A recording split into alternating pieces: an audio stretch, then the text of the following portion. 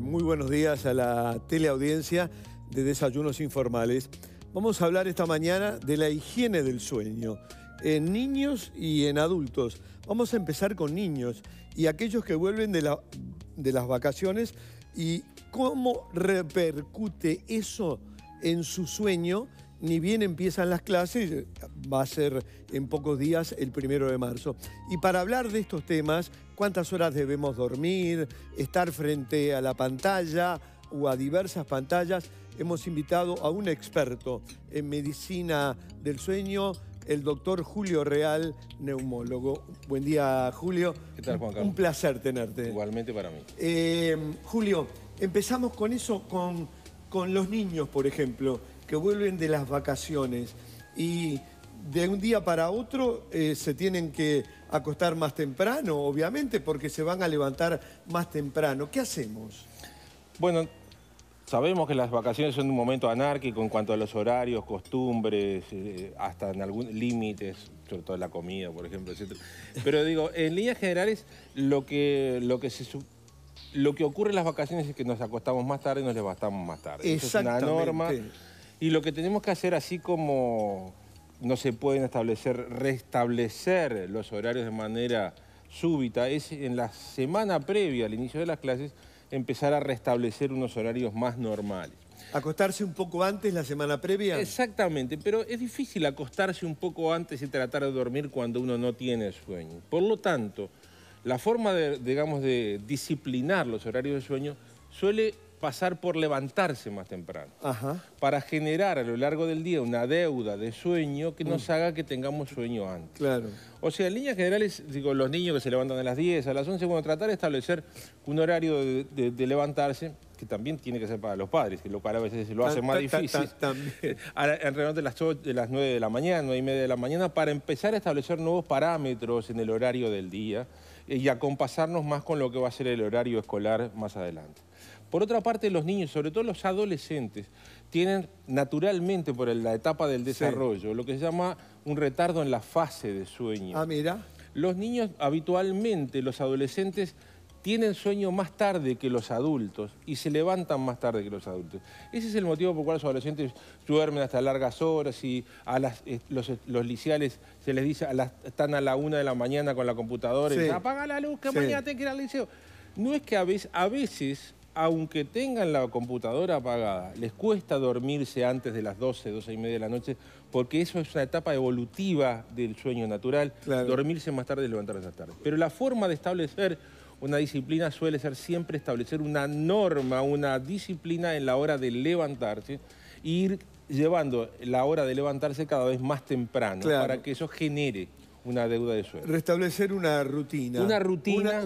Una rutina, tanto en la hora de dormir como en la hora de levantarse. Exacto. Y te quiero consultar otro aspecto también que es muy importante en niños, en adolescentes, en adultos, que se van a la cama con el celular, con la tablet, mirando televisión. ¿Es bueno o es contraproducente? En líneas generales es contraproducente. Digo en líneas generales porque algunos particularmente tienen la computadora no, pero la televisión, dice, para mí la televisión es un chupete, yo me duermo enseguida. En general, esa gente no está mirando la televisión, está asociando, voy a televisión, me voy a dormir, asocia la televisión con el sueño, raramente terminan de ver una película y se duermen a los pocos minutos de prender. Pero en líneas generales, todo lo que sea estímulo o mantener los estímulos del despertar no es malo. ¿Por qué? Porque para dormirnos, nosotros no podemos pasar de un estado de sobreexcitación a cero en nada. Tenemos que ir decreciendo. Llegamos del trabajo con preocupaciones, con problemas, lo que primero que hacemos, bueno, llegamos, dejamos las cosas, nos damos un baño, de repente los que nos bañamos de noche, y vamos desacelerando hasta el momento del sueño. Claro. Si nosotros mantenemos un estímulo y decimos, bueno, apaga la luz, y tuvimos con la computadora o de repente con un videojuego violento hasta el último momento y apagar la luz, nuestro cerebro queda todavía latiendo y es difícil dormir. Algunos aspectos que te pido titulares dentro de la higiene del sueño, Julio. No es bueno cenar abundantemente, ¿no? ¿Verdad? E irse inmediatamente a dormir. Lo otro que te pregunto, ¿es bueno o es malo hacer deporte en horas de la noche y tomar algún tipo de bebidas también cercano a irnos a la cama. En líneas generales, la actividad física nocturna no es buena. No es buena. La actividad física debería limitarse antes de las 6 de la tarde. Bien. ¿Por qué? Porque hay dos grandes relojes que regulan nuestro sueño. Uno es la alternancia luz-oscuridad, y que está marcado por un reloj biológico interno. La otra es el cambio de la temperatura corporal. Nuestro reloj biológico interno también tiene una oscilación de la temperatura corporal que hace que esa temperatura sea mínima alrededor de las 2, 3 de la mañana. Ese descenso de la temperatura es un estímulo para dormir. Si nosotros a las 10 de la noche, cuando está en pleno descenso la temperatura, le ponemos ejercicio físico, que por definición aumenta la temperatura corporal, cortamos ese ciclo y hace más difícil el sueño. Por eso es que es más difícil dormir una noche de calor que una noche de frío. Sin duda. Bueno, consejos absolutamente a poner en práctica. Si usted hace lo que dijo el doctor Julio Real, continúe. Y ya hay mamás que hacen preguntas justamente sobre el tema de la vuelta de las vacaciones. Claudia, Julio te pregunta, en casa las vacaciones dan vuelta a todos los horarios. Se duerme, amanece y se come a cualquier hora. Sobre todo, tú hablaste, mis hijos preadolescentes. ¿Cómo empiezo a ordenarlos? Bueno, es un poco lo que decíamos. Sí. Lo que hay que establecer son aquellos horarios que son fáciles de restablecer. Por ejemplo, el horario de comida.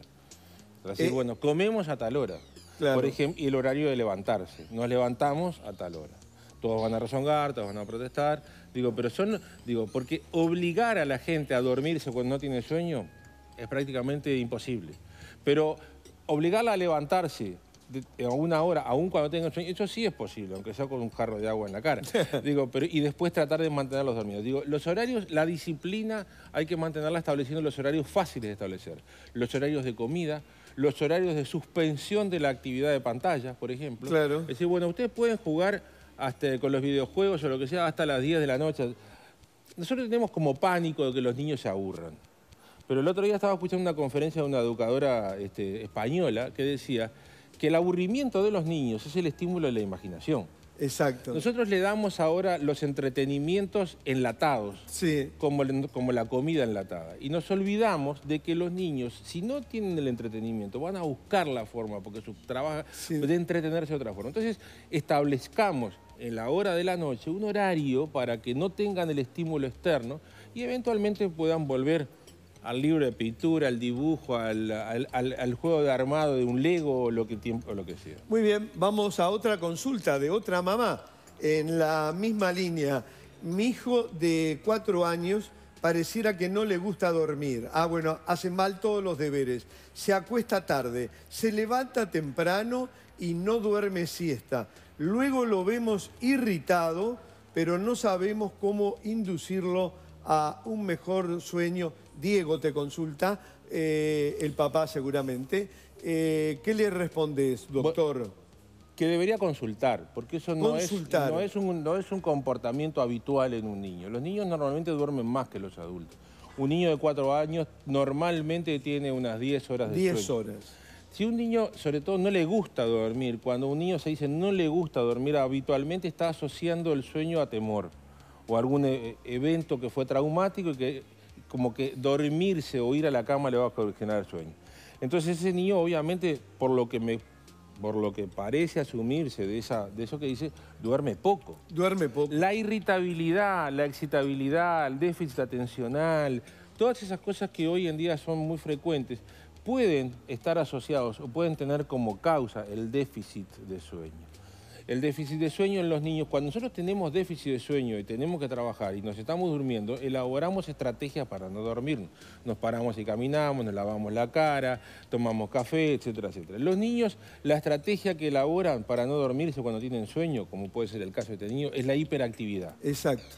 Pero esos niños, si por ejemplo, hay que llevarlo al médico, la madre lo lleva en el auto y lo tiene agarrado así, y el niño no se puede mover, instantáneamente se duerme, porque no tiene el antídoto del sueño, que es la hiperactividad. Ese niño merecería una consulta para ver por qué tiene miedo a dormir. Clarísimo, ¿no? Entonces, para los papás de este niño, consultar a un profesional.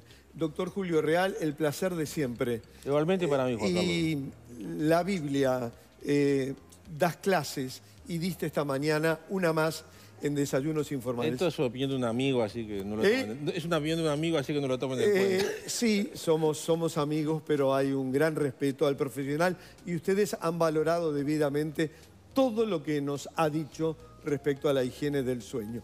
Pausa y continúa Desayunos Informales.